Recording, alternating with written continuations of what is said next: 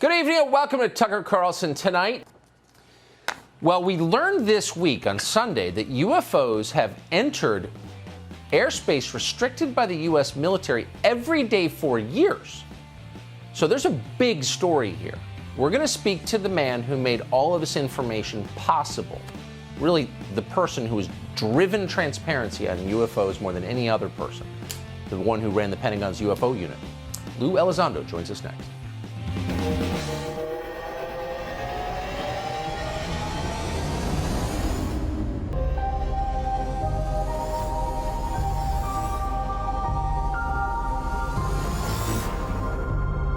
There's footage and records of objects in the skies that we don't know exactly what they are.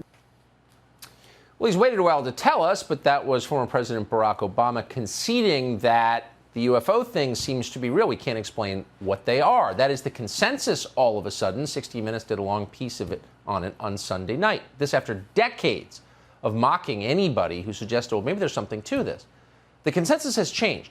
And more than any other person, Luis Elizondo is responsible for that. More than any other person, he's the reason we're having this conversation tonight. Elizondo spent nearly 2 decades in military intelligence before he was named director of the Pentagon's Advanced Aerospace Threat Identification Program. And ever since he's been pushing for transparency on this issue, we're honored to have him on tonight. Lou, thanks so much for coming. So we are getting this much anticipated report, June. The law requires the Pentagon to kind of fess up and say what they know. What are we going to learn, do you think, next month? Well, what we should learn is exactly that, what the U.S. government knows about this topic and has known for a while. It's a threat assessment that's supposed to be conducted at the unclassified level and then provided to Congress, which is a report that is expected to be comprehensive. And certainly that's a report that Congress deserves. Unfortunately, what we might get is something that is much more watered down. And I think from my perspective, that's probably the most concerning part of this. The last thing we need is more obfuscation. That's for sure. It's infuriating even to think after 70 years of lying, they would continue to lie. So 2 questions. One, why? Why all the lying at this point? Yeah. Well, first of all, why all the lying? Probably because the certain elements in the Pentagon have backed themselves in a corner. They've spent such a long time and amount of energy trying to obfuscate the truth from the American people that they've backed themselves into a corner and they really don't know how to get out of it. And I think the more that we shine a spotlight onto this topic, the more people are going to realize that there really is something there. I think with the announcement of the new IG Inspector General evaluation into this topic, and more importantly, the last 3 years of Pentagon obfuscation, hopefully those elements of resistance in the Pentagon will realize that type of resistance at this point is rather futile. You worked for the U.S. government for decades. When we learned Sunday night that Navy pilots had seen these objects, unidentified flying objects, every day for 2 years in restricted airspace, the obvious response is, well, didn't that raise alarms? Wouldn't that scare the hell out of the Pentagon that their airspace was being violated? Tucker. Why didn't... Yeah. I mean, you're absolutely were they afraid? Right. And this is part of my what's frustration. What's the posture here?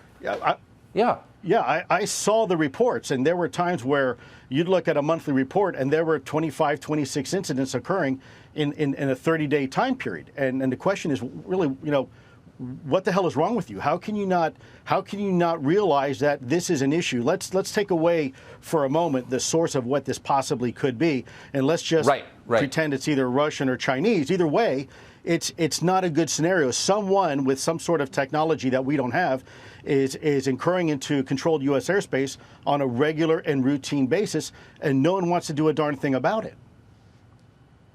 So one of the reasons we're having this, you're the reason we're having this conversation. You, I think more than anybody, really pushed hard to bring this stuff to the public, to bring it to light. If this report that we get next month is watered down, redacted to the point of pointlessness, do you think that whistleblowers internally will continue to leak the truth to the public? Tucker, I do. And also, let me just say for the record, I appreciate the compliment towards me as being part of this, but I also have to give a lot of that credit to folks like you and people in the media that were brave enough 3 years ago to cover this topic when nobody else in your industry wanted to cover it, and it turns out that you were right. So first of all, thank you for doing what you do. Of course. And then secondly, yeah, I do. I think there's more and more people that are going to come out. We saw Alex Dietrich and Dave Fravor this weekend coming out for the record, and these people have a lot to lose. Alex Dietrich is still in the United States military. There's a lot at risk here. And by the way, for every one of those brave Americans that are coming out and having this conversation, there's dozens more in the shadows waiting to tell their story. We keep hearing whispers that there is physical evidence of the existence of these objects that might tell us what they are. Do you believe that's true? I do believe it's true.